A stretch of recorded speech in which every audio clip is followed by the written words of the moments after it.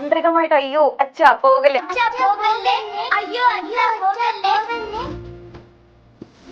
ഭയങ്കര പ്രശ്നമായിട്ടോ. അപ്പൊ ആദ്യമൊന്നും കുറെ സമ്മതിച്ചില്ല. അപ്പൊ അവസാനം ശ്രീനി അങ്കിളിന് മനസ്സിലായി കാര്യം എന്താണുള്ളത്. ഞങ്ങൾ തമ്മിൽ എനിക്ക് ഒരു ബ്ലോക്ക് ഉണ്ടായിരുന്നു അത് പറയാൻ. എന്തോ എനിക്ക് I was not ready for it. അപ്പൊ ശ്രീനി അങ്കിൾ വിളിച്ചിട്ട് ഭയങ്കരമായിട്ട് എക്സ്പ്ലെയിൻ ചെയ്ത് തന്നിട്ട് പറഞ്ഞു, നിങ്ങൾക്ക് അഭിനയം അറിയണ്ടായിരിക്കാം, പക്ഷെ ഈ ദിവ്യ കാവ്യ എന്ന് പറഞ്ഞ ക്യാരക്ടേഴ്സിന് ആക്ടിങ് അറിയില്ല. കാരണം ആ കുട്ടിക്കളി ആയിരുന്നപ്പോ തന്നെയാണ് ഞാൻ സിനിമയിൽ അഭിനയിച്ചത്. പിന്നെ വളരെ സീരിയസ് ആയിട്ടുള്ള ക്യാരക്ടേഴ്സ് ചെയ്തിട്ടുണ്ട്. It is difficult, it is not an easy task എന്നുള്ളത് നമുക്ക് അറിയാമായിരുന്നു. എന്താ വെച്ചാൽ നമ്മുടെ കുട്ടിയാണ് എന്നുള്ള ഒരു കൺസിഡറേഷൻ, അത് നമ്മുടെ ഒരു ഭാഗ്യം കൂടിയാണ്. കാരണം ലോഹി സാറിന്റെ ഫിലിമിലാണ് ഞാൻ ആദ്യമായിട്ട് ഭൂതക്കണ്ണാടിയിൽ വന്നത്. അപ്പൊ അമ്മ എന്തുകൊണ്ടാണ് എന്നെ ഇങ്ങനെ ഡിസ്കറേജ് ചെയ്യണേന്നുള്ള ഒരു disappointment to be very frank ആ സമയത്ത് എനിക്ക് ഉണ്ടായിരുന്നു. എനിക്ക് ഞാനും അമ്മയും കൂടി ഭയങ്കര കോൺഫ്ലിക്റ്റും കലഹവും ഒക്കെ ആ സമയത്ത് ഉണ്ടായിരുന്നു. ടീനേജ് സമയത്ത് ഭയങ്കരമായിട്ട് ഉണ്ടായിരുന്നു അത്. അപ്പൊ അത് മാത്രല്ല, she is also an actor. എന്നിട്ട് എന്തിനാണ് എന്നെ ഡിസ്കറേജ് ചെയ്യുന്നത്? എന്തുകൊണ്ട് അങ്ങനെ? Why not me? ഞാൻ ചോദിച്ചിട്ടുണ്ട്, ഡെഫിനറ്റ്ലി ഞാൻ ചോദിച്ചിട്ടുണ്ട്.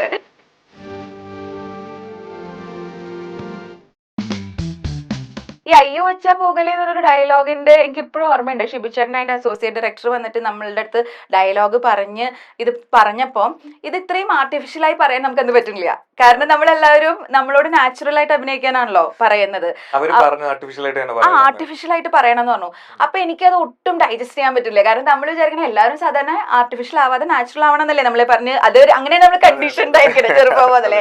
അപ്പൊ സ്വാഭാവികമായിട്ട് അഭിനയിക്കണം എന്നൊക്കെ. പക്ഷെ എന്നിട്ട് ഇങ്ങനെ ഇത് യാന്ത്രികമായിട്ട് അയ്യോ അച്ഛാ പോകല്ലേ അങ്ങനെ പറയണം എന്ന് പറയുമ്പോ ഭയങ്കര പ്രശ്നമായിട്ടോ. അപ്പൊ ആദ്യമൊന്നും കുറെ സമ്മതിച്ചില്ല. എന്നിട്ട് അപ്പൊ ഞങ്ങൾ ഇങ്ങനെ ഞാൻ ചോദിച്ചു ഇങ്ങനെ പറഞ്ഞാൽ പോരെ, അങ്ങനെ പറഞ്ഞ. അപ്പൊ ഷഫ്ന എന്നേക്കാ ചെറുതായിരുന്നു, കുറച്ചും കൂടെ ചെറുതായിരുന്നു. അപ്പൊ ഞാനാണ് ഇങ്ങനെ ഓരോന്നൊക്കെ പറഞ്ഞ് തല്ലുവിടണ ആള്. അപ്പൊ ഞാനിങ്ങനെ കുറെ ചോദിച്ചു അവരോട്, അങ്ങനെ പറയട്ടെ ഇങ്ങനെ പറയട്ടെ. അപ്പൊ അവസാനം ശ്രീനി അങ്കിളിന് മനസ്സിലായി കാര്യം എന്താന്നുള്ളത്. ഞങ്ങൾ തമ്മിൽ എനിക്ക് ഒരു ബ്ലോക്ക് ഉണ്ടായിരുന്നു അത് പറയാൻ. എന്തോ എനിക്ക് I was not ready for it.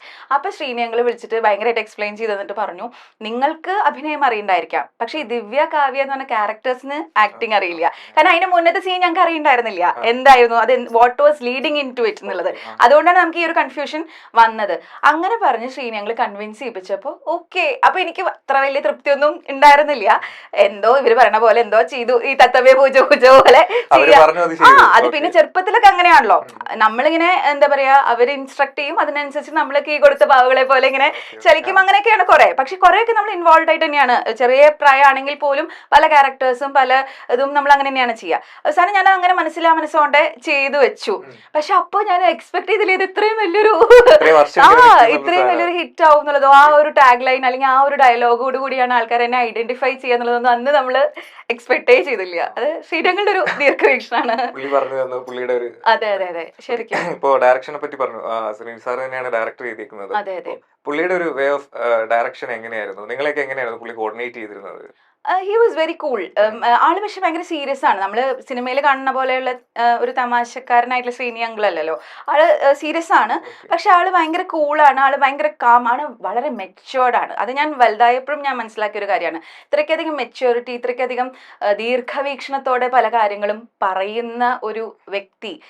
അപ്പൊ ഇപ്പോഴൊക്കെ ഇന്നത്തെ കാലത്ത് പ്രത്യേകിച്ചും പല സന്ദർഭങ്ങളിലും പല കോൺട്രവേഴ്സീസും എന്തുണ്ടെങ്കിൽ പോലും ശ്രീനി അങ്കിളിനെ മിസ് ചെയ്യുന്നത് അങ്ങനെയാണ്. വളരെ ധാരണയോടുകൂടി നമ്മളെല്ലാം, നമുക്കറിയാലോ, നമ്മളെ ഗൈഡ് ചെയ്യാൻ, എന്നെ സംബന്ധിച്ചോളം എൻ്റെ ഒരു മെന്റർ കൂടിയായിരുന്നു അദ്ദേഹം.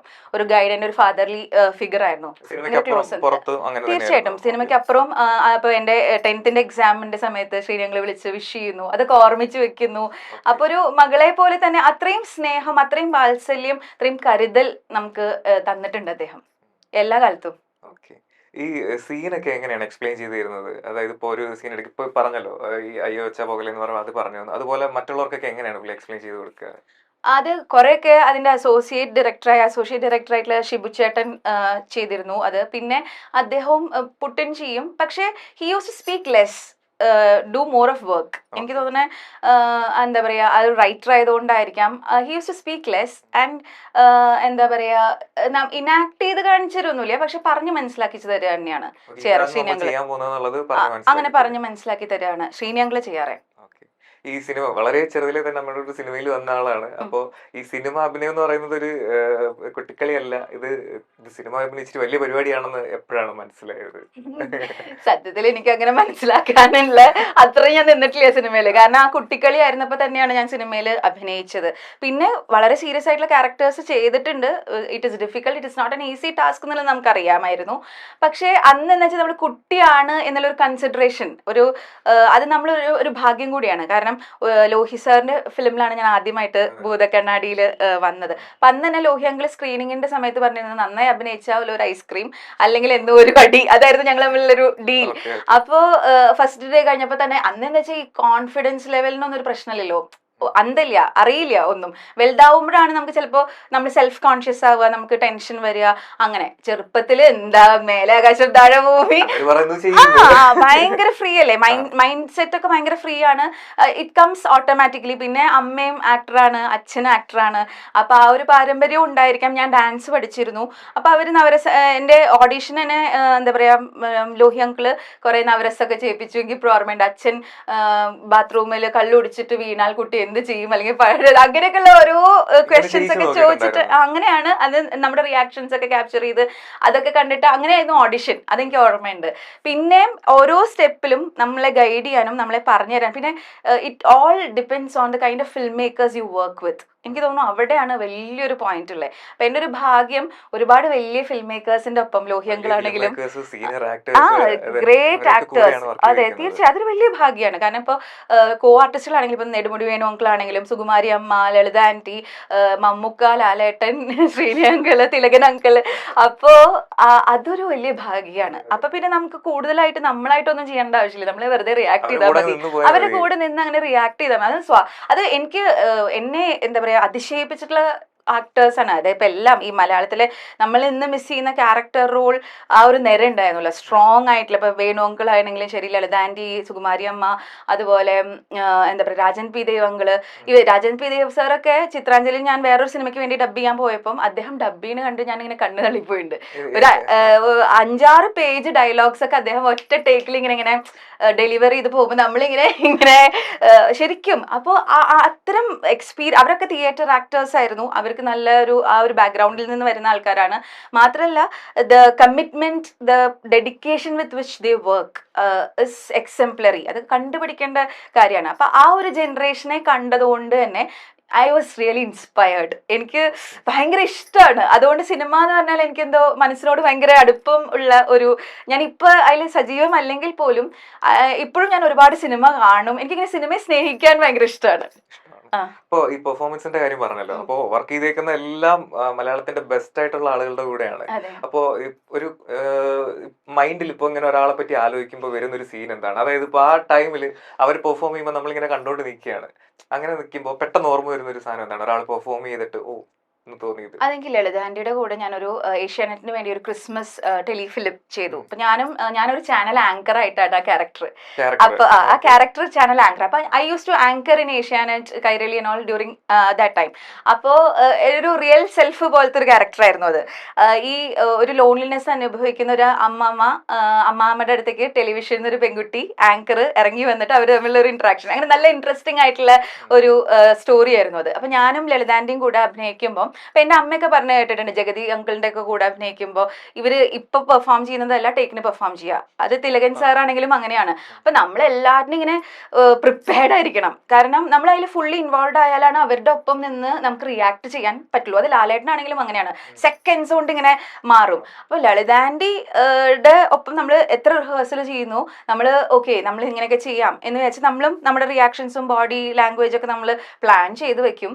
പക്ഷെ ടേക്കിന് നേരെ ഓപ്പോസിറ്റ് ആയിട്ടുള്ള കാര്യമാവും, നേരെ ഓപ്പോസിറ്റ് ആയിരിക്കും. പക്ഷെ we will somehow the kind of energy they pass on to us is great that we will automatically drive into it. നമ്മൾ അതിനുള്ള ഒരു മൈൻഡ് സെറ്റിൽ ഓപ്പൺ മൈൻഡഡ് ആയിട്ട് നിന്നാൽ മാത്രം മതി. അത് തിലകൻ സാറും അതെ. പിന്നെ തിലകൻ അങ്കിളൊക്കെ പറഞ്ഞു തരും നമുക്ക് റിയാക്ഷൻസ്, ഇത് ഇങ്ങനെ ചെയ്താൽ നന്നാവും. അത് ലാലേട്ടനും അതെ കേട്ടോ. ലാലേട്ടനൊക്കെ ഒരു സീൻ ചെയ്യുമ്പോൾ, റിഹേഴ്സൽ ചെയ്യുമ്പോൾ out of the more than the script അവര് ഇംപ്രവൈസ് ചെയ്യും. എന്നിട്ട് അവരും നമ്മളെ കോ ആക്ടേഴ്സിനെ ഗൈഡ് ചെയ്യും, ഇങ്ങനെ ചെയ്താൽ നന്നാവും, ഞാനപ്പോൾ ഇങ്ങനെ ചെയ്യാം, അപ്പോൾ യു ഡു ദിസ് എന്നിങ്ങനെ പറഞ്ഞു തരും. വരും. അതെനിക്ക് തമിഴിൽ ഞാൻ കണ്ടിട്ടുള്ളത് വടിവേൽ സാറാണ്. വടിവേലു സാറും പിന്നെ നാസർ സാറ് ഇവരൊക്കെ ഇംപ്രൊവൈസ് ചെയ്യുന്ന ആക്ടേഴ്സാണ്. അപ്പോൾ ശരിക്കും ഒരു നല്ല സ്കൂളിംഗ് ആണ്, നല്ലൊരു ആക്ടിങ് സ്കൂളിൽ പോയ പോലെയാണ് ഇവരുടെയൊക്കെ ഒപ്പം, നാസർ സാറിൻ്റെ ഒപ്പം, ശരണ്യക്കയുടെ ഒപ്പം, വടിവേലുവിൻ്റെ ഒക്കെ ഒപ്പം ഞാൻ തമിഴിൽ കുറേ ഫിലിംസ് ചെയ്തിട്ടുണ്ട്. അപ്പോൾ അവിടെയും അങ്ങനെ തന്നെയായിരുന്നു. അപ്പോൾ അത് ആ രീതിയിൽ എനിക്ക് തോന്നുന്നു ഞാൻ ഭയങ്കര ലക്കിയാണ് ഇത്രയും വെറ്ററൻസിന്റെ ഒപ്പം എന്താ പറയാ, അതെ, സ്ക്രീൻ സ്പേസ് ഷെയർ ചെയ്യാൻ പറ്റുക എന്നുള്ളത്.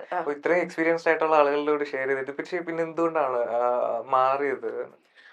ഞാൻ അത് എൻ്റെ ഒരു ലൈഫിൽ വേറൊരു മൈൽ സ്റ്റോൺ ആണ് എന്ന് വേണമെങ്കിൽ പറയാം. കാരണം അതിൽ എൻ്റെ ഒരു ഏറ്റവും വലിയ ഇൻസ്ട്രുമെന്റൽ ഫാക്ടർ ആയിട്ടുള്ളത് എൻ്റെ അമ്മയാണ്.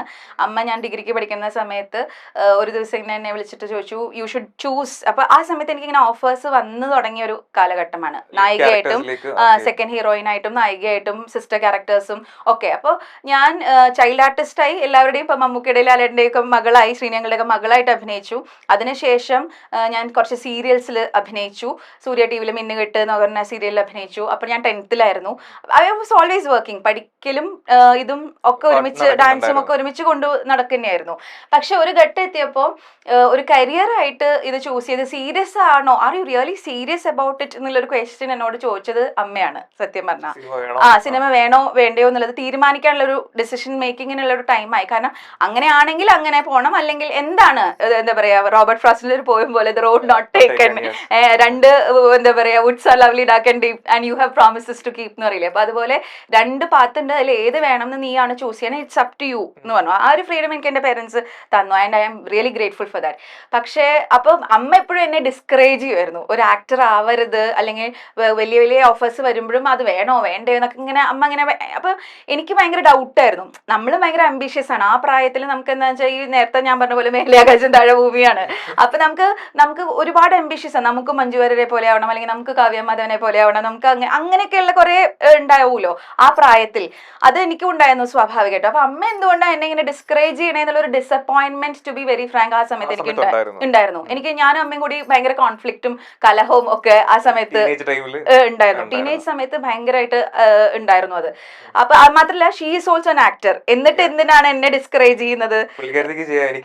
എന്തുകൊണ്ട് അങ്ങനെ, വൈ നോട്ട് മീ? ഞാൻ ചോദിച്ചിട്ടുണ്ട്, ഡെഫിനറ്റ്ലി ഞാൻ ചോദിച്ചിട്ടുണ്ട്, യു കെൻ ആസ്ക് ഹർ. അപ്പൊ അങ്ങനെയൊക്കെയുള്ള ഇതൊരു തരം പെരുന്തച്ചൻ കോംപ്ലക്സ് ആണോ, അങ്ങനെയൊക്കെയുള്ള പ്രശ്നങ്ങളിലൂടെ ഞങ്ങൾ അവിടെ വരെയൊക്കെ പോയി. കാരണം ഞങ്ങൾ രണ്ടുപേരും ഡാൻസ് ചെയ്യും, ഞങ്ങൾ രണ്ടുപേരും സ്റ്റേജിൽ ഭരതനാട്യം ചെയ്യും. അപ്പൊ ഈ മാല ആ മാല, അപ്പൊ എന്റെ അത് മാത്രല്ല ചുറ്റുള്ള കുറെ ആൾക്കാർ ഇതൊക്കെ ഓതി തരാനും ഉണ്ടാവുമല്ലോ. അപ്പൊ പിന്നെ കണ്ടോ അമ്മക്ക് ഇത്ര പ്രായമായിട്ട് അമ്മ നല്ല മാല കുട്ടിക്ക് തരുന്നില്ല എന്നൊക്കെ ചിലപ്പോ അവര് തമാശക്ക് പറയണതാവും. പക്ഷെ അതുപോലെ അത് ഒരു ടീനേജ് ഗേളിനെ സംബന്ധിച്ചിടത്തോളം മനസ്സും ജീവിതമൊക്കെ ആകെ പ്രക്ഷുബ്ധമാവാൻ ഇതൊക്കെ ധാരാളം മതി. ഞാൻ വെറുതെ ഫ്രാഗായിട്ട് പറയാണ്. പക്ഷെ എന്നിട്ട് അവസാനം അപ്പൊ അമ്മ എന്നോട് പറഞ്ഞു, if you want to be an actor, അങ്ങനെ അല്ലെങ്കിൽ whether you want to become an independent woman life long. പിന്നെ ഞാൻ എൻ്റെ അച്ഛനും അമ്മയും ആർട്ടിസ്റ്റുകളായതുകൊണ്ട് അവരുടെ ലൈഫിൽ ups and downs, financial instability, അതൊക്കെ ഞാൻ കണ്ടിട്ടുള്ളതാണ്. അപ്പൊ എനിക്കൊരു പെർമനന്റ് ജോലി വേണം എന്നുള്ളത് എനിക്ക് എവിടെയോ അപ്പോൾ തോന്നി. അതിനൊരു സ്റ്റെബിലിറ്റി ഉണ്ടാവണം, മോണിറ്ററി വൈസ് ഒക്കെ. അപ്പോൾ of course we were living good, നമുക്ക് വി വർ ഏർണിംഗ് ഇനഫ്. പക്ഷെ എന്നാൽ പോലും അതൊരു ഡിപ്പെൻഡബിൾ ആയിട്ടുള്ള ഒരു കരിയർ അല്ലല്ലോ. അതെ. മാത്രമല്ല എൻ്റെ ഒക്കെ ആ പ്രായത്തിലെ ട്രെൻഡ് എന്താ വെച്ചാൽ, കുറച്ചു കാലം എന്തെങ്കിലും സിനിമയിൽ അഭിനയിക്കും, നായികയാവും, വലിയ പേരെടുക്കും, അത് കഴിഞ്ഞാൽ ഒരു കല്യാണം കഴിച്ച് എവിടെയെങ്കിലൊക്കെ അയർലൻഡിലേക്കോ ദുബായിലേക്കോ US ഒക്കെ പോവും. അതെ, അതോടുകൂടി ആ കരിയറും അവരുടെ ലൈഫും ഒക്കെ അങ്ങനെയാണ്. പിന്നെ they would become a home maker, അങ്ങനെയൊക്കെ. അപ്പൊ എനിക്ക് അങ്ങനെ ആവാൻ ഒരിക്കലും താല്പര്യം ഉണ്ടായിരുന്നില്ല. I wanted to be a working woman, എന്താ പറയാ, ഫോർ ലൈഫ് ലോങ് ഇൻഡിപെൻഡന്റ് ആവണം, ഫിനാൻഷ്യൽ സ്റ്റെബിലിറ്റി വേണം എന്നൊക്കെ ആഗ്രഹം ഉണ്ടായിരുന്നു. അപ്പോൾ പിന്നെ ഞങ്ങളിങ്ങനെ ഡിസ്കസ് ചെയ്തപ്പോൾ എനിക്ക് ജേർണലിസം ഇഷ്ടമാണ്, LLB ചെയ്യാൻ ഇഷ്ടമായിരുന്നു. അങ്ങനെ കുറെ കരിയർ ഓപ്ഷൻസ് ഉണ്ടായിരുന്നു, അതിനൊന്നും നമ്മ വിട്ടില്ല. അപ്പൊ കാരണം എന്താ വെച്ചാൽ ഹോസ്റ്റലിലൊക്കെ പോയി പഠിക്കാനോ അല്ലെങ്കിൽ അതിനൊന്നുമുള്ള സാഹചര്യം ഉണ്ടായിരുന്നില്ല നാട്ടിൽ നിന്ന് വിട്ട് മാറാൻ. കാരണം നാട്ടിൽ നിന്ന് വിട്ട് മാറിയ എൻ്റെ ഡാൻസ്, എൻ്റെ ആങ്കറിങ്, എൻ്റെ സിനിമാഭിനയം ഒക്കെ അവിടെ സ്റ്റോപ്പ് ആവും. അപ്പൊ അത് വേണ്ട എന്ന് കരുതി. അപ്പൊ എനിക്ക് ഇംഗ്ലീഷ് ഇഷ്ടമാണ്. അങ്ങനെ ഞാൻ ഡിഗ്രി ഫങ്ഷണൽ ഇംഗ്ലീഷ് വിമല കോളേജിൽ ചെയ്തു. അത് ഡിഗ്രി കഴിയുന്നതോടുകൂടി അപ്പൊ ഞാൻ ആ സമയത്ത് ഞാൻ തമിഴ് സിനിമയിൽ വിജയുടെയും സൂര്യയുടെ ഒക്കെ ഒപ്പം അഭിനയിച്ചത്. അപ്പോൾ കുറെ ഓഫേഴ്സ് വന്നപ്പോഴാണ് ഈ അമ്മ ഇങ്ങനെ പറഞ്ഞത്, എന്നാൽ നമുക്ക് if you going for PG അത് സീരിയസ് ആവണം. അച്ഛനും അതെ, അച്ഛനും ഇഷ്ടമായിരുന്നു. ഞാൻ അപ്പോൾ PG പഠിക്കുന്ന സമയത്താണ് എനിക്കൊരു കോളേജ് ലെക്ചറർ ആവണം എന്നൊക്കെ ഉള്ളൊരു ആഗ്രഹം എൻ്റെ മനസ്സിൽ അത് ഉറപ്പായി വന്നത്. ഞാൻ റിയലി സീരിയസ് അബൌട്ട് ഇറ്റ് എന്നുള്ളത്. പിന്നെ അത് അപ്പം എന്താ വെച്ചാൽ ഈ ആക്ടിങ് അപ്പം നാച്ചുറലി ശ്രദ്ധ അതിലേക്ക് ഇല്ല. അപ്പം വരുന്ന പല ഓഫേഴ്സും പിന്നെ ചെണ്ടങ്ങളും ലളിതേൻ്റെ ഒക്കെ റെക്കമെൻഡ് ചെയ്തിട്ട് തന്നെ കുറേ ഓഫേഴ്സ് എനിക്ക് വന്നിരുന്നു ആ സമയത്ത്. പക്ഷെ ആ സമയത്ത് യൂണിവേഴ്സിറ്റി എക്സാം ആയിരിക്കും. അപ്പം നമ്മൾ പ്രിഫറൻസ് എക്സാമിന് കൊടുത്തു. അങ്ങനെ അങ്ങനെ പിന്നെ അത് ഗ്രാജുവലി അത് സിനിമ ഇല്ലാതെ ആയതാണ്, അല്ലാണ്ട് ഒരു സുപ്രഭാതത്തിൽ സിനിമ സ്റ്റോപ്പ് ചെയ്തതൊന്നുമല്ല. അക്കാഡമിക്സിലേക്ക് ശ്രദ്ധിച്ചു. അപ്പൊ അങ്ങനെ അത്ര അതാണ് ഒഴിവാക്കിയതാണെന്ന് വേണമെങ്കിൽ പറയാം. കാരണം നമ്മൾക്ക് പ്രയോറിറ്റി മറ്റേതായിരുന്നു. അതുകൊണ്ട് ഈ പറഞ്ഞ പോലെ നല്ല കുറെ ഓഫേഴ്സ് ദിലീപേൻ്റെ ഒപ്പം അഭിനയിക്കാനുള്ള ഓഫേഴ്സ് ഒക്കെ ഉണ്ടായിരുന്നു. പക്ഷെ ആ സമയത്ത് അത് ചെയ്യാൻ പറ്റിയില്ല, പല കാരണങ്ങൾ കൊണ്ട് പറ്റിയില്ല. അപ്പൊ ഏതെങ്കിലും ഒന്നിലേക്ക് ഫോക്കസ്ഡ് ആവുക എന്നുള്ളൊരു ലക്ഷ്യമുണ്ടായിരുന്നത് കൊണ്ട് PG കഴിഞ്ഞപ്പോൾ നെറ്റിന് വേണ്ടി ട്രൈ ചെയ്തു. UGC നെറ്റ് കിട്ടിയ ആളാണല്ലോ നമുക്ക് കോളേജിൽ എംപ്ലോയിഡ് ആവാൻ പറ്റുള്ളൂ. അപ്പൊ അതിന് ട്രൈ ചെയ്തു. B.Ed ചെയ്തു. B.Ed ചെയ്യാൻ എനിക്ക് ഇഷ്ടമുണ്ടായിരുന്നില്ല, അതും നമ്മുടെ നിർബന്ധത്തിൽ ചെയ്തതാണ്. പക്ഷെ അതൊരു ബേസിക് ക്വാളിഫിക്കേഷൻ എന്നുള്ള ലെവലിൽ ചെയ്തു. അപ്പോഴേക്കും പിന്നെ എൻ്റെ കല്യാണം കഴിഞ്ഞു. പക്ഷെ കല്യാണം കഴിഞ്ഞിട്ടും ഞാൻ പഠിച്ചുകൊണ്ടേയിരുന്നു. MPhil ചെയ്തു, ഇപ്പൊ PhD പാർട്ട് ടൈമായി ചെയ്തു. ഇപ്പൊ ജോലി as an assistant professor, this is my 12th year. Permanent ആയിട്ട് 10 years ആയി. അതിന് മുന്നേ 2 വർഷം ഗസ്റ്റ് ലെക്ചറായിട്ട് government arts and science college Ollur അവിടെ വർക്ക് ചെയ്തു. അങ്ങനെ ഈ നോർമലി ഈ ലൈം ലൈറ്റിൽ ചെറിയ പ്രായത്തിൽ എത്തിക്കഴിഞ്ഞാൽ അതിനകത്ത് നിന്ന് പോകുന്ന ആൾക്കാർ ഇതിന് മാറി നിൽക്കാൻ ഭയങ്കര ബുദ്ധിമുട്ടാണെന്ന് കേട്ടിട്ടുണ്ട്. അതായത് പിന്നെയും അതിലേക്ക് ഇങ്ങനെ തിരിച്ചിങ്ങനെ അത് വിളിച്ചോണ്ടിരിക്കും എന്നുള്ളൊരു സംഭവം. അങ്ങനെ ബുദ്ധിമുട്ടുകളൊന്നും ഉണ്ടായില്ലേ? നോർമലി ഇത്രയും ചാൻസസ് ഇങ്ങനെ വന്നോണ്ടിരിക്കുകയാണ്, അപ്പൊ ഉറപ്പായും ചാൻസായിട്ട് ഉണ്ടാവില്ലേ? ഇല്ല, ഒരിക്കലും ഉണ്ടായിരുന്നില്ല. തോന്നലേ ഇല്ല. എനിക്ക് അങ്ങനെ ഒരു തോന്നലേ ഉണ്ടായിരുന്നില്ല. ഇപ്പോഴാണ് പിന്നെ ഞാൻ ആലോചിക്കണേ വേണമെങ്കിൽ തിരിച്ചു പോകാം എന്നുള്ളത്. അതിനുള്ള റീസൺസ് ഉണ്ടായിരുന്നു. അതിന് പല റീസൺസ് ഉണ്ടായിരുന്നു. ഒന്ന്, നമ്മൾ ഈ കരിയറിൽ ഫോക്കസ് ചെയ്യുന്നത് കൊണ്ട് അതന്നെയായിരുന്നു പ്രയോറിറ്റി. നമ്മൾ കുതിരയുടെ കണ്ണ് കെട്ടി വെച്ച പോലെ എങ്ങനെയും നെറ്റ് പാസ്സാവുക, എങ്ങനെയും ജോലി നേടിയെടുക്കുക. അത് പിന്നെ ഒരു അവസാനം എന്താ വെച്ചാൽ ഇത് വിട്ടിട്ട് നമ്മൾ അവിടെ ലാൻഡ് ചെയ്തില്ലെങ്കിൽ അതൊരു ഭയങ്കര റിസ്കി ആയിട്ടുള്ള ഒരു ടെറൈൻ ആയിരുന്നു. പിന്നെ people started asking me, why did you leave behind when you had lot of opportunities, when you had you were making lot of money out of it, എന്നിട്ട് അത് വേണ്ടാന്ന് വെച്ചിട്ട് എന്തിനാണ് ഇങ്ങനെ? പിന്നെ നമ്മൾ ജോലി തേടി പല ഇന്റർവ്യൂസിന് പോവും, പക്ഷെ നമുക്ക് അർഹത ഉണ്ടായിട്ടും അത് കിട്ടില്ല. അപ്പൊ നമ്മൾ ഡിസപ്പോയിന്റഡ് ആവും. പിന്നെ ടീച്ചിങ് ജോലിയൊക്കെ very sad to say that കേരളത്തിൽ ഒരുപാട് ലക്ഷങ്ങൾ കെട്ടിവെച്ച് കൊടുക്കേണ്ട ഒരു ജോലിയായിട്ട് മാറുന്നുണ്ട്, പ്രത്യേകിച്ച് എയ്ഡഡ് മേഖലയിൽ. അപ്പൊ അതൊക്കെ നമ്മുടെ മുന്നിലുള്ള ചാലഞ്ചസ് തന്നെയായിരുന്നു. 35 ലക്ഷം വേണം, അല്ലെങ്കിൽ 50 ലക്ഷം വേണം, അല്ലെങ്കിൽ 75, എത്രയോ ലക്ഷം വേണം ഈ മാനേജ്മെന്റിന് നമ്മൾ അടയ്ക്കണം, എന്നാലാണ് നമുക്ക് ആ ജോലി കിട്ടുക. അങ്ങനെയൊക്കെയുള്ള സിനാരിയോ ഉണ്ട്, ഇപ്പോഴും ഉണ്ട്, പല സ്ഥലങ്ങളിലും ഉണ്ട്. അപ്പൊ അതൊക്കെ നമ്മുടെ മുന്നിൽ ചാലഞ്ചസ് ആയിരുന്നു. I have had experience where അവര് യു ആർ സെലക്ടഡ്, മറ്റന്നാ വന്ന് 35 ലക്ഷം നിങ്ങൾ പേ ചെയ്താൽ നിങ്ങൾക്ക് ജോലി കിട്ടും എന്ന് പറഞ്ഞിട്ടുള്ള എക്സ്പീരിയൻസ് ഉണ്ടായിട്ടുണ്ട് എൻ്റെ ലൈഫിൽ. അപ്പൊ പിന്നെ നമ്മുടെ ക്വാളിഫിക്കേഷൻസോ നമ്മുടെ മെറിറ്റോ നമ്മുടെ സ്കിൽസിനൊന്നും അവിടെ വിലയില്ല. അങ്ങനെ നമ്മൾ സ്വയം സെൽഫ് ഡൗട്ടിൽ പോകേണ്ടി വന്ന സന്ദർഭങ്ങളും ഉണ്ടായിട്ടുണ്ട്. പക്ഷെ ആ സമയത്ത് അപ്പൊ ഇതൊന്നും ചിന്തിക്കാനുള്ള സമയം ഉണ്ടായിരുന്നില്ല, ലക്ഷറി ഉണ്ടായിരുന്നില്ല. അപ്പൊ എങ്ങനെയെങ്കിലും ഒന്ന് സെറ്റിൽഡ് ആവുക, പ്ലേസ്ഡ് ആവുക എന്നുള്ളതായിരുന്നു എൻ്റെ പ്രയോറിറ്റി. പിന്നെ I was enjoying my family life a lot. ഞാനൊരു ഒറ്റമകളായി ടൗണിൽ എപ്പോഴും തിരക്കിൽ കുറെ ലൈം ലൈറ്റിൽ ജീവിച്ചിട്ട് ഒരു നാട്ടിൻപുറത്തേക്ക് അക്ഷരാർത്ഥത്തിൽ പറിച്ചു നട്ടു വിവാഹശേഷം. അപ്പൊ I was really enjoying that kind of peaceful life. ഈ ആങ്കറിംഗിന്റെ കാര്യം ചോദിക്കുകയാണ്. ഇപ്പൊ ഇതൊക്കെ ഇന്റർവ്യൂസ് ആണല്ലോ. പഴയ ആ ഇന്റർവ്യൂസും ഇപ്പൊ ഈ കാണുന്ന യൂട്യൂബിലൊക്കെ കാണുന്ന ഇന്റർവ്യൂസും തമ്മിലുള്ള മേജർ ഡിഫറൻസ് എന്തായിട്ടാണ് തോന്നിയത്? ഇപ്പോഴത്തെ ഹോസ്റ്റുകൾ ഭയങ്കര ടഫാണ്, നമ്മളെ കുഴപ്പിക്കുന്ന കുറെ ചോദ്യങ്ങൾ ചോദിക്കും.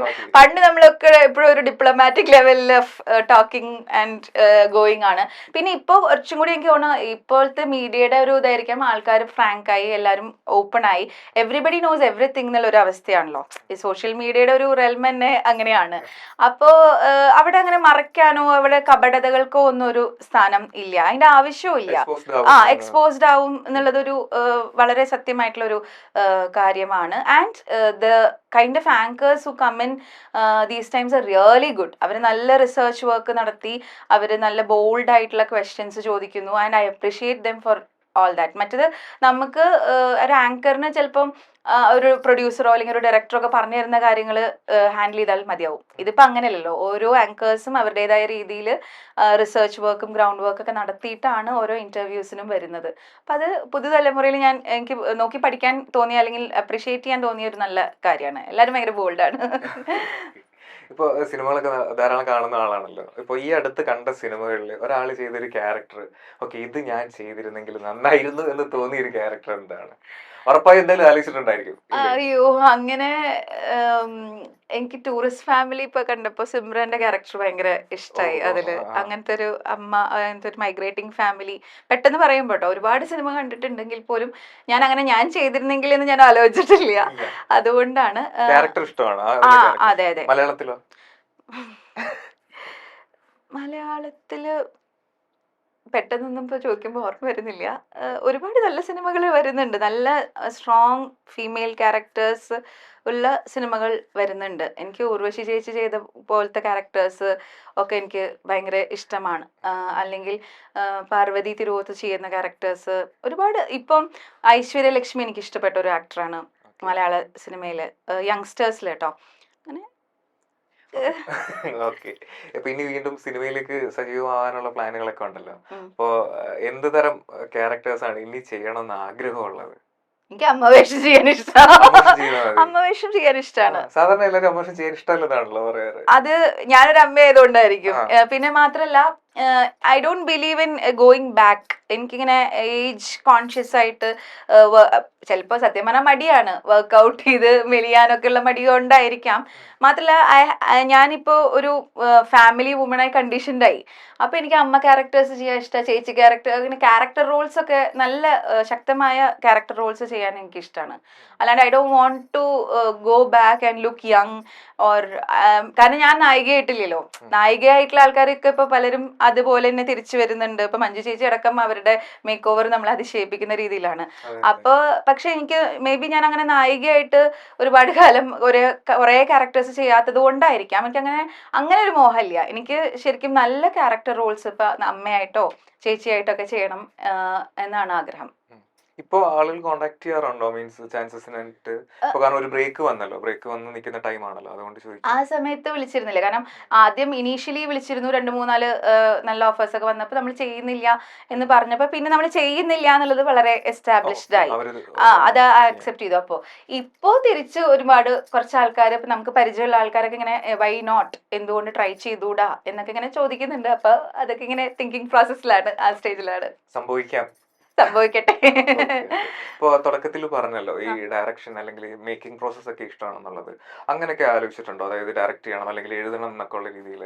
അത് ആ ഇഷ്ടമാണെന്ന് വളരെ ചുരുക്കം ആളുകളാണ് അങ്ങനെ പറയാറുള്ളത്. ഈ പ്രോസസ് ഒക്കെ ഇഷ്ടമാണ്, ഡയറക്ഷൻ ഒക്കെ നോക്കാറുണ്ട്, ഒബ്സർവ് ചെയ്യാറുണ്ടോ എന്നുള്ളത്. അങ്ങനെ എന്തെങ്കിലും പ്ലാനുകൾ? തീർച്ചയായിട്ടും എനിക്ക് ഇപ്പോഴും ഇഷ്ടമാണ്.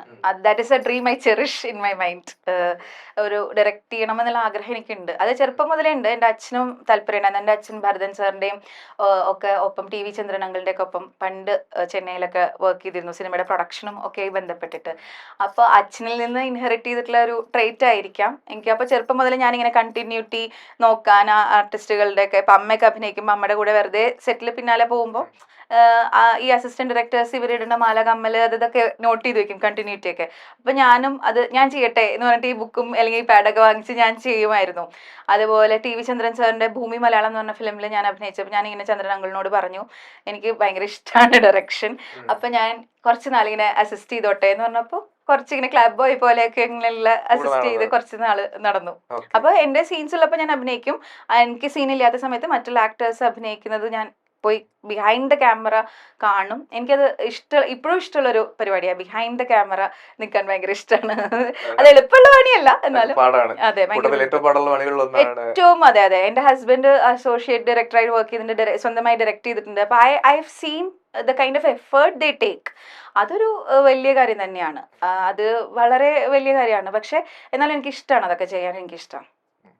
ഈ ഷോസ് ഹോസ്റ്റ് ചെയ്യുന്നുണ്ടല്ലോ, ഷോസ് ഒക്കെ ഹോസ്റ്റ് ചെയ്യുമ്പോൾ ഇതിന്റെ ഒരു പ്രിപ്പറേഷൻ എങ്ങനെയാ? കാരണം എന്ന് വെച്ച് കഴിഞ്ഞാൽ ഞാൻ ഭയങ്കര അത്ഭുതത്തോടെ നോക്കുന്ന ഒരു പരിപാടിയാണ്. കാരണം ഒരു 2 മണിക്കൂർ അല്ലെങ്കിൽ 3 മണിക്കൂറൊക്കെ ഫുൾ എനർജിയിൽ ഇങ്ങനെ നിന്ന് വർക്ക് ചെയ്യുക എന്നുള്ളത് എനിക്ക് പറ്റുമെന്ന് എനിക്ക് അറിയില്ല. അതുകൊണ്ട് ചോദിക്കുക, അതെങ്ങനെ ഇതിന്റെ ഒരു പ്രിപ്പറേഷൻ?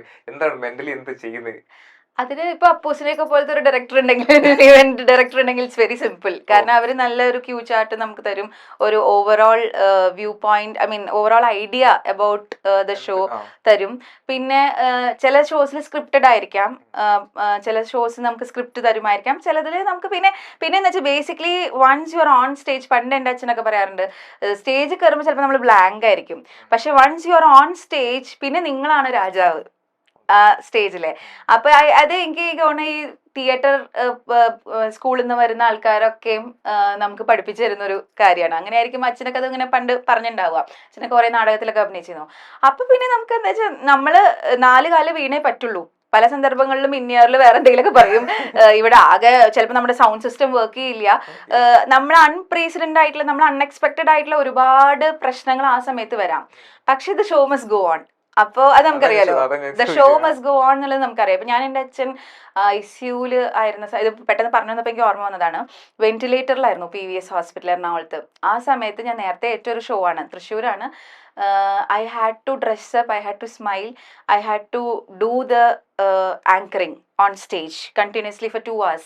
അപ്പോൾ പലരും പറഞ്ഞു എന്താ പറയുക, പോണോ ക്യാൻസൽ ചെയ്യണോ വേണ്ട, ഈ ഒരു അത് അങ്ങനത്തെ ഒരു മാനസികാവസ്ഥയായിരുന്നു. അപ്പോൾ പക്ഷേ അമ്മയും അച്ഛനും ആർട്ടിസ്റ്റുകളായതുകൊണ്ടായിരിക്കാം അമ്മ എന്നോട് പറഞ്ഞു എന്തായാലും നമുക്ക് അച്ഛന് വേണ്ടി ചെയ്യാവുന്നതിൻ്റെ മാക്സിമം നമ്മൾ ചെയ്യുന്നുണ്ട്, നമ്മൾ പുറത്ത് നിൽക്കുകയാണ്, വെന്റിലേറ്ററിലാണ്, ICUലാണ്, നമുക്കൊന്നും ചെയ്യാനില്ല. അപ്പം ഈ സമയത്ത് വേണ്ടത് അതിന് ഫിനാൻഷ്യൽ സപ്പോർട്ടും ഒക്കെയാണ്. അപ്പോൾ ഒരു ഷോന് പോയി കഴിഞ്ഞാൽ നമ്മൾ നേരത്തെ കമ്മിറ്റഡ് ആണ്, അല്ലെങ്കിൽ അവർക്കും ബുദ്ധിമുട്ടായിരിക്കും വേറൊരാളെ ലാസ്റ്റ് മിനിറ്റിൽ അറേഞ്ച് ചെയ്യുക, അങ്ങനെയൊക്കെയുള്ള പ്രശ്നങ്ങളുണ്ടല്ലോ. അപ്പോൾ ആ സമയത്തൊക്കെ I had to do it, I was forced to do it. പക്ഷേ I didn't find it a big problem. കാരണം ഈ ഒന്നാമത് സപ്പോർട്ടിങ് സിസ്റ്റം, രണ്ടാമത് നമ്മൾ സ്റ്റേജിൽ കയറുമ്പോൾ നമ്മളതൊക്കെ മറക്കും. അതാണ് നമ്മൾ ബാക്കിയുള്ളതെല്ലാം അത് നമ്മളുടെ നമ്മൾ അങ്ങനെ കണ്ടീഷൻഡാണ് ആർട്ടിസ്റ്റുകൾ എന്ന് എനിക്ക് തോന്നുന്നു. ഒരുപാട് ആക്ടേഴ്സിന്റെ അച്ഛനമ്മമാരൊക്കെ മരിച്ചിട്ട് ഇപ്പൊ ശ്രീനിയങ്ങളുടെ തന്നെ കഥ കേട്ടിട്ടുണ്ട്, വേഗം പോയി കാരണം ഷൂട്ടിംഗ് അവിടെ മുടങ്ങണ്ട എന്നൊക്കെ പറഞ്ഞിട്ട് നമ്മൾ കുറെ ഇവരുടെ ഇന്റർവ്യൂസിലും നമ്മൾ വായിച്ചിട്ടും ഉണ്ടല്ലോ കുറെ. അപ്പൊ അത് ഒരു കലാകാരനെ സംബന്ധിച്ചിടത്തോളം അല്ലെങ്കിൽ ഒരു കലാകാരിയെ സംബന്ധിച്ചിടത്തോളം ഇതൊക്കെ ലൈഫിൽ പറഞ്ഞിട്ടുള്ളതാണെന്നുള്ളൊരു കാര്യം നമ്മൾ ചെറുപ്പത്തിലേ കേട്ട് കണ്ടീഷൻഡാണ്. പിന്നെ അതാണ് സ്റ്റേജിലൊരു എനർജി എന്ന് പറഞ്ഞു കഴിഞ്ഞാൽ നമ്മൾ സ്റ്റേജിലെത്തുമ്പോൾ പല കാര്യങ്ങളും മറക്കും, അതായത് ബാക്കിയുള്ളതെല്ലാം നമ്മൾ മറക്കും. അതിപ്പോൾ ഞാനൊരു ടീച്ചർ ആയതുകൊണ്ടാണ് ഞാൻ പറയണേ, നമ്മൾ ക്ലാസ്സിൽ പഠിപ്പിക്കുകയാണെങ്കിലും കുട്ടികളെ ലെക്ചർ ചെയ്യാൻ പോവുകയാണെങ്കിലും നമ്മളിപ്പോൾ എന്ത് പ്രശ്നമുള്ള ശേഷമാണ് നമ്മൾ അവിടേക്ക് വരുന്നതെങ്കിൽ പോലും നമുക്ക് തീരെ വയ്യ, ശാരീരികമായിട്ട് വയ്യ, അല്ലെങ്കിൽ വേറെ എന്തെങ്കിലും ടെൻഷൻ ഉണ്ട്, എങ്ങനെ പോയാലും നമ്മൾ പക്ഷേ ക്ലാസ്സിൽ ഒരു ഗ്രൂപ്പ് ഓഫ് സ്റ്റുഡൻസിനെ നമ്മൾ അഡ്രസ്സ് ചെയ്യുമ്പോൾ വിൽ ഫോർഗെറ്റ് ഓൾ ദാറ്റ്. അപ്പോൾ അതാണ് സ്റ്റേജിലും എനിക്ക് തോന്നിയിട്ടുള്ളൊരു കാര്യം. ഈ കുഞ്ഞലി സിനിമയിൽ നിൽക്കുകയാണ്. അപ്പോൾ എൻ്റെ ഒരു ചോദ്യമാണ്, ക്യൂരിയോസിറ്റിയിൽ ചോദിക്കുക. അപ്പോൾ നമുക്ക് സീനിയർ ആയിട്ടുള്ള ആക്ടേഴ്സ് ആണല്ലോ കൂടെ അഭിനയിച്ചിരിക്കുന്നതൊക്കെ. അപ്പോൾ അതിൽ ഏറ്റവും അടുപ്പം ആരോടായിരുന്നു? കാരണം നമുക്ക് ഭയങ്കര ഇഷ്ടം തോന്നുന്ന ആൾക്കാരുണ്ടായിരിക്കുമല്ലോ, അത് കുറവായിരിക്കും. കുഞ്ഞുങ്ങളുടെ ആ ഒരു ഇന്നസെൻസ് വെച്ചിട്ട് നമുക്ക് ഇഷ്ടം തോന്നുന്ന ആക്ടേഴ്സ് ഉണ്ടായിരിക്കുമല്ലോ, അങ്ങനെ അടുപ്പം തോന്നിയ ആളാരാ? അതും ഭയങ്കര ഡിഫിക്കൽട്ട് ക്വസ്റ്റ്യൻ ആണ്. കാരണം ഇവരൊക്കെ എന്നെ ഒരുപാട് സ്നേഹിച്ചിട്ടുണ്ട്. ഞാൻ ആദ്യമായിട്ട് മമ്മൂക്കയുടെ ഒപ്പമാണ് അഭിനയിച്ചത്. മമ്മൂക്ക എന്നെ ഭയങ്കരമായിട്ട് ഇൻഫ്ലുവൻസ് ചെയ്തിട്ടുള്ളൊരു വ്യക്തിയാണ് കേട്ടോ. കാരണം I use to look up to all these people as fatherly figure. അവരൊക്കെ മകളായിട്ടാണല്ലോ അഭിനയിച്ചിട്ടുള്ളത്. അപ്പോൾ എനിക്കാണെങ്കിൽ ഞാൻ ഒരു ലാലേട്ടൻ ഫാനാണ്, ഹാർഡ് കോർ ലാലേട്ടൻ ഫാനായിരുന്നു ചെറുപ്പത്തിൽ. പ്രത്യേകിച്ചും ഞാൻ എൻ്റെ ആദ്യത്തെ ഓർമ്മ വെച്ച കാലത്ത് ആദ്യം കണ്ട സിനിമ ഓട്ടോ ആണ്. അപ്പോൾ ലാലേട്ടൻ ഫാനായിട്ട് പക്ഷെ ഞാൻ ആദ്യം അഭിനയിച്ചത് മമ്മൂക്കയുടെ മകളായിട്ടാണ്.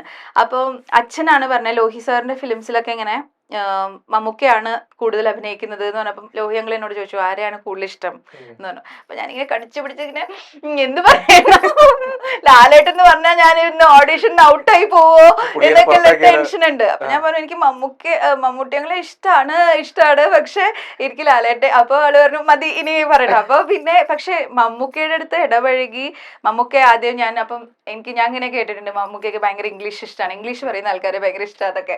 അപ്പൊ ഞാൻ പോയിട്ട് വലിയ കാര്യത്തിൽ ഭയങ്കര ഇംഗ്ലീഷിലൊക്കെ പഠിച്ചു വെച്ച് ഞാൻ ആദ്യം തന്നെ ഇംപ്രസ് ചെയ്യാൻ വേണ്ടിയിട്ട് first impression should be the best impression എന്നൊക്കെ പറഞ്ഞിട്ട് പോയി പഠിച്ചു വെച്ചത് എന്തൊക്കെയൊക്കെയോ പറഞ്ഞു. അപ്പൊ ഇങ്ങോട്ട് നല്ല മലയാളത്തില് അസലായിട്ടുള്ള ശുദ്ധമായ മലയാളത്തിൽ ഇങ്ങോട്ട് സംസാരിച്ചു. പിന്നെ ആള് പറഞ്ഞു ഓക്കെ മേക്കപ്പ് ചെയ്ത് വന്നോളാൻ പറഞ്ഞു. മേക്കപ്പ് ചെയ്ത് വന്നപ്പം ആള് പറഞ്ഞു ഇതാരാ എന്ന് വെച്ചു, ഭയങ്കര റൂഡായിട്ടാണ്. അപ്പൊ എല്ലാരും ഇങ്ങനെ ഷോക്ക്ഡാണ്. വേണു അങ്കിൾ ഉണ്ട്, ക്യാമറാമാൻ ലോഹി അങ്കിൾ ഉണ്ട്. അപ്പൊ ഇത് മോളായിട്ട് അഭിനയിക്കുന്ന കുട്ടിയാണ്, ശ്രീകുട്ടിയായിട്ട് നേരത്തെ പരിചയപ്പെട്ടില്ലേ എന്നൊക്കെ പറഞ്ഞപ്പോ ആ കുട്ടിയാണോ, ആ കുട്ടിയല്ലല്ലോ ഈ കുട്ടി.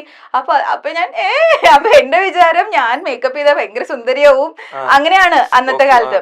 അപ്പൊ മമ്മൂക്ക പറഞ്ഞു ഇത് നടക്കില്ല എന്ന് പറഞ്ഞു. അപ്പൊ എനിക്കൊക്കെ ആകെ ടെൻഷൻ, എല്ലാം പോയി. ആദ്യത്തെ സിനിമ, ആദ്യത്തെ ഷോട്ട്, ആദ്യത്തെ സീൻ. മമ്മൂക്ക പറഞ്ഞു ഇത് മുഴുവൻ കഴുകി കളയണം, ഈ കുട്ടിക്ക് മേക്കപ്പിന്റെ ആവശ്യമില്ല എന്ന് പറഞ്ഞു. അപ്പോഴും എന്റെ കുഞ്ഞു ഹൃദയം ഇങ്ങനെ പെടച്ചു. കാരണം ഇതൊക്കെ കഴുകി കളഞ്ഞ എന്റെ ഭംഗി മുഴുവൻ ഒലിച്ചു പോവും അതിനോടൊപ്പം എന്നാണ് എന്റെ ഒരു വിശ്വാസം. അപ്പോ എന്നിട്ട് അവസാനം പക്ഷെ മമ്മൂക്ക പറഞ്ഞു ഇതൊരു നാടൻ ക്യാരക്ടറാണ്, ഇത് അമ്മയില്ലാത്ത കുട്ടിയാണ്, വിദ്യാധരന്റെ മകൾ ശ്രീകുട്ടിയാണ്, ഈ കുട്ടിയുടെ ഒറിജിനൽ കോംപ്ലക്ഷൻ എന്താണോ അത് തന്നെ മതി ഈ ക്യാരക്ടറിന്, ദാറ്റ് ഇസ് ബെസ്റ്റ്. അപ്പോൾ she should look very natural എന്ന് പറഞ്ഞ് എന്നെ ഫുൾ ഫേസ് ഞാനിങ്ങനെ കരച്ചിലിന്റെ വക്കലെത്തിയിട്ടാണ് ഇതൊക്കെ വൈപ്പ് ഔട്ട് ചെയ്യുന്നത്.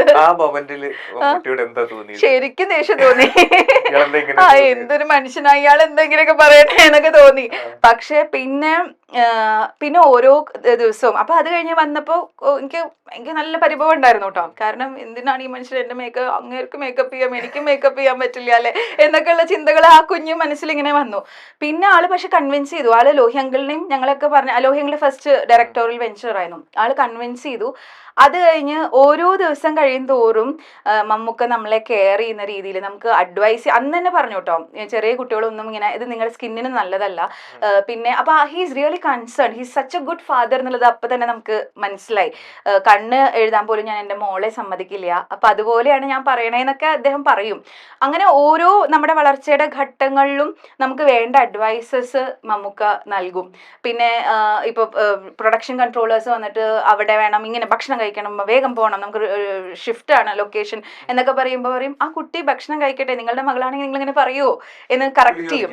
മമ്മൂക്ക ചോദിക്കും ആ കുട്ടിക്ക് ഭക്ഷണം കഴിക്കേണ്ട സമയം നിങ്ങൾ കൊടുക്കണം. അതുപോലെ വെയിലാണെങ്കിലും ചിലപ്പോൾ വലിയ വലിയ ആക്ടേഴ്സിന് കുട പിടിച്ചു കൊടുക്കാൻ എല്ലാവരും ഉണ്ടാവും, പക്ഷേ ഈ നമ്മള് ചൈൽഡ് ആർട്ടിസ്റ്റുകളും കുട്ടികളൊക്കെ ആയതുകൊണ്ട് നമ്മളെ ചിലപ്പോൾ വേണ്ട പോലെ കെയർ ചെയ്യില്ല. അപ്പം നമുക്ക് പറയും ഇവര് വെയിലത്തല്ലേ നിൽക്കുന്നത്, അവർക്ക് പ്രൊട്ടക്ഷൻ വേണ്ടേ, അവരുടെ സ്കിന്ന് വളരെ എന്താ പറയുക ഫ്രജൈലാണ്, സോഫ്റ്റ് ആണ്, ഗിവ് ദം കെയർ എന്ന് മമ്മൂക്ക പറഞ്ഞ് പല കാര്യങ്ങളും കറക്റ്റ് ചെയ്യും. അതുപോലെ നമുക്ക് പിന്നെ ഭയങ്കര നമ്മൾ എക്സ്പെക്ട് ചെയ്യാവുന്നതിലും അപ്പുറം അദ്ദേഹത്തിന് ഒരു കുഞ്ഞു മനസ്സുണ്ടെന്നാണ് എനിക്ക് തോന്നുന്നത്, ഒരു കുട്ടി മനസ്സുണ്ട്. അപ്പൊ എനിക്ക് ഈ ഐസ്ക്രീം ഒക്കെ വാങ്ങിച്ചു തരാന്ന് പറഞ്ഞപ്പോ പറഞ്ഞു നിനക്കല്ലേ പറഞ്ഞേ ഐസ്ക്രീമിന്റെ സമയമായി, നീ പറ എനിക്കും കൂടി വേണോ എന്നൊക്കെ പറഞ്ഞ് അങ്ങനെ നമ്മള് എന്താ പറയാ he used to be so caring and so friendly. പിന്നെ അരയണങ്ങളുടെ വീട്ടിലും ഞാൻ മമ്മൂക്കയുടെ മകളായിട്ട് അഭിനയിച്ചു. കുറേ ദിവസത്തെ ഷൂട്ട് ഉണ്ടായിരുന്നു, അതും ലോഹി അങ്കിളുടെ സിനിമ തന്നെയാണ്. ആ സമയത്ത് ഏത് സിലബസിലാണ്, ICSE ആണ്, അങ്ങനെയാണ് ഇങ്ങനെയാണെന്നൊക്കെ പറഞ്ഞപ്പോൾ എൻ്റെ അച്ഛനെ വിളിച്ചിട്ട് പറഞ്ഞു ഇനി ഞാൻ ഒരു സിനിമ സെറ്റിൽ ഇവളെ കാണാതെ, ഇവള് നന്നായി പഠിക്കും എന്നാണ് ഞാൻ മനസ്സിലാക്കുന്നത്, അതുകൊണ്ട് നിങ്ങൾ കുട്ടിയുടെ സ്റ്റഡീസിലും എഡ്യൂക്കേഷനിലും ഫോക്കസ്ഡ് ആവുകയാണെങ്കിൽ തീർച്ചയായിട്ടും അതിന് മുൻതൂക്കം കൊടുക്കണം. അങ്ങനെ ഓരോ ഇപ്പോൾ വിമലയിൽ ചേരുന്നതിന് മുന്നേ എനിക്ക് ഇപ്പോൾ ഓർമ്മയുണ്ട്, മമ്മൂക്കയായിട്ട് ആനയിലൊറ്റ ഒരു ഇന്റർവ്യൂവിന് ഞങ്ങൾ കുറച്ച് ഗേൾസ് ഒക്കെ ഉണ്ടായിരുന്നു. അപ്പോൾ എന്നെ കാണുമ്പോൾ എപ്പോഴും അമ്മയുടെ സംഘടനയുടെ മീറ്റിങ്ങിലൊക്കെ കാണുമ്പോൾ പറയൂ വലിയ കുട്ടിയായി, കല്യാണം കഴിപ്പിച്ചു കൊടുക്കാറായി, അങ്ങനെയൊക്കെ തമാശയൊക്കെ പറയുമായിരുന്നു. പിന്നെ മമ്മൂക്ക ഒരു ദിവസം എന്നോട് ചോദിച്ചു നിനക്കൊക്കെ അവിടെ അഡ്മിഷൻ കിട്ടുമോ വിമലയിൽ, ഞാൻ റെക്കമെൻഡേഷൻ തരേണ്ടി വരുമോ? അപ്പൊ ഞാൻ അല്ലല്ല എനിക്ക് നല്ല മാർക്കൊക്കെ ഉണ്ട്. അങ്ങനെ he used to be bothered, he used to be എന്താ പറയാ നമ്മളെ ഭയങ്കരമായിട്ട് കെയർ ചെയ്യും എന്നുള്ളത് നമുക്ക് കൺസിഡർ ചെയ്യുന്നുണ്ട് എന്നുള്ളത് നമുക്ക് എപ്പോഴും അനുഭവിച്ചറിയാറുണ്ട് ആ ഒരു വോംത്ത്. പക്ഷേ മൊത്തത്തിൽ പുള്ളിക്കുള്ള ഇമേജ് എന്ന് പറയുന്നത് പരിക്കനാണ്, റഫാണ്, ഡീൽ ചെയ്യാൻ ഭയങ്കര പാടാണെന്നൊക്കെയാണ്. അതെ, പക്ഷെ അദ്ദേഹം സ്നേഹിക്കുന്ന ആൾക്കാരോട് എനിക്ക് തോന്നുന്നു അങ്ങനെയല്ല, അത് ഭയങ്കര ആ കാര്യത്തിൽ ലക്കിയാണ് തോന്നുന്നുണ്ട്. കാരണം പിന്നെ എനിക്ക് ഞാൻ ഐഡിയ സ്റ്റാർ സിംഗർ ആങ്കർ ചെയ്യുന്ന സമയത്ത് ഞാൻ PGക്ക് പഠിക്കുന്ന സമയത്തായിരുന്നു തോന്നുന്നു. ആ സമയത്ത് എൻ്റെ അച്ഛന് വയ്യാതെ സുഖമൊക്കെ ആയിട്ട് ഹോസ്പിറ്റലായിരുന്ന സമയത്ത് ഞാൻ അദ്ദേഹത്തിനെ കണ്ടപ്പോഴും അച്ഛൻ്റെ കാര്യങ്ങളൊക്കെ ചോദിച്ചു, ഹൗ ഇസ് ഹി എന്നുള്ളതും ഒക്കെ. അങ്ങനെ ഈ എന്താ പറയുക നമ്മുടെ ഫാമിലിയിലെ കാര്യങ്ങളും നമ്മുടെ കാര്യങ്ങളെ കുറിച്ചൊക്കെ ശരിക്കും ആത്മാർത്ഥമായി ചോദിക്കും, അഡ്വൈസസ് തരും, പഠിക്കേണ്ട സമയത്ത് പഠിക്കണം, ഇങ്ങനെ ചെയ്യണം, ബി കെയർഫുൾ, അങ്ങനെയൊക്കെയുള്ള വാല്യുബിൾ ബിറ്റ്സ് ഓഫ് അഡ്വൈസസ് നമുക്ക് എപ്പോഴും നൽകിയിട്ടുണ്ട്. സിനിമയിൽ നിന്ന് പഠിച്ചൊരു കാര്യം എന്താണ്, മൊത്തത്തിൽ സിനിമ പഠിപ്പിച്ച അല്ലെങ്കിൽ സിനിമയിൽ നിന്ന് കിട്ടിയൊരു ലെസൺ എന്താണ്? ഒന്നും കോൺസ്റ്റന്റ് അല്ല എന്ന് എനിക്ക് തോന്നിയിട്ടുണ്ട് സിനിമയില് സിനിമയില്. ഒന്നും എനിക്ക് അതുകൊണ്ട് തന്നെ സിനിമയില് ഒരുപാട് ഫ്രണ്ട്ഷിപ്പോ അതിപ്പോ എൻ്റെ അമ്മയ്ക്കും ഇല്ല. അമ്മ ഇങ്ങനെ പറയാറുണ്ട്, അതായത് നമ്മൾ ഒരുപാട് ആൾക്കാരെ കാണുന്നു, ഒരുപാട് ആൾക്കാരുടെ ഒപ്പം വർക്ക് ചെയ്യുന്നു, പോകുന്നു എന്നുള്ളത് കഴിച്ചാൽ ഒന്നും ശാശ്വതമല്ല എന്ന് എനിക്ക് തോന്നിയിട്ടുണ്ട്. Nothing remains constant, it's dynamic. അത് some people are there for some time, അത് കഴിഞ്ഞാൽ നമ്മൾ അവരെ ആയിരിക്കില്ല കാണാൻ, നമ്മൾ വേറെ കുറെ ആൾക്കാരെ ആയിരിക്കും, പിന്നെ വേറെ കുറെ ആൾക്കാരായിരിക്കും. അത് ആ സിനിമയിൽ കാണുന്ന പോലെ തന്നെ ഒരു ഒരു സ്റ്റാറ്റിക് ആയിട്ടുള്ള ഒരു അല്ലെങ്കിൽ ഒരു കോൺസ്റ്റന്റ് ആയിട്ടുള്ള ഒന്നും ഇല്ല സിനിമയിൽ എന്നാണ് എനിക്ക് തോന്നുന്നത്. അതിങ്ങനെ മാറിക്കൊണ്ടേ ഇരിക്കും. പിന്നെ സിനിമ വന്നു ഭൂതക്കണ്ണാടി സ്ക്രീനിൽ കണ്ടപ്പോഴാണ് മമ്മൂക്ക് പറഞ്ഞത് എത്ര ശരിയാണ്. കാരണം നമ്മളെ കാണാനും ഭംഗിയുണ്ടാവും, ആ നാച്ചുറൽ ലുക്ക്, ആ ക്യാരക്ടറിന് അത് മതിയായിരുന്നു എന്നും അപ്പോഴാണ് സ്ക്രീനിൽ വന്നപ്പോഴാണ് ബോധ്യപ്പെട്ടത്. അതുപോലെ തന്നെ മമ്മൂക്ക തന്നെയാണ് ആദ്യം ലോഹി സാറിനോടൊക്കെ സജസ്റ്റ് ചെയ്യുന്നത്. അതിന്റെ അസോസിയേറ്റ് ഡയറക്ടറായിട്ട് വർക്ക് ചെയ്തത് ലാൽ ജോസ് ആയിരുന്നു, ലാൽ ചേട്ടനായിരുന്നു. അപ്പൊ ലാൽ ചേട്ടനോട് പറഞ്ഞത്, ഇവരോടൊക്കെ പറഞ്ഞത് ഈ കുട്ടി എന്നെ ഡബ് ചെയ്താൽ മതി ഈ ക്യാരക്ടറിന് എന്ന്. അപ്പൊ ഞാൻ 2ാം ക്ലാസ്സിൽ 3ാം ക്ലാസ്സിൽ ആ പ്രായം. അപ്പോൾ ഡബിങ് എന്താണെന്ന് അറിയില്ല. അങ്ങനെ അന്ന് ചെന്നൈയിലായിരുന്നു ഡബിങ് സ്റ്റുഡിയോ ഒക്കെ. ഞങ്ങൾ ചെന്നൈയിൽ പോയി, ലാലുചേട്ടനൊക്കെ എന്നെ എടുത്തിട്ടാണ് ഡബ് ചെയ്യിപ്പിച്ചത്, മൈക്കിന്റെ ഫ്രണ്ടിൽ നിർത്തിയതും. അപ്പൊ എനിക്ക് കരയാനൊന്നും ഡബിങ്ങിന് ബുദ്ധിമുട്ടുണ്ടായിരുന്നു, പക്ഷെ ചിരിക്കാൻ ഭയങ്കര ബുദ്ധിമുട്ടായിരുന്നു. എനിക്ക് അപ്പോഴാണ് dubbing is more difficult than acting എന്ന് എനിക്ക് അന്നാണ് റിയലൈസ് ചെയ്തത്. പക്ഷെ അത് മമ്മൂക്കിയൊക്കെ നൽകിയ ഒരു സപ്പോർട്ടും അല്ലെങ്കിൽ ഒരു എൻകറേജ്മെന്റും കാരണമാണ് സ്വന്തം ശബ്ദം തന്നെ നമുക്ക് യൂസ് ചെയ്താൽ മതി എന്നുള്ള ഒരു കോൺഫിഡൻസ് നമുക്ക് അന്ന് മുതലേ കിട്ടിയത്.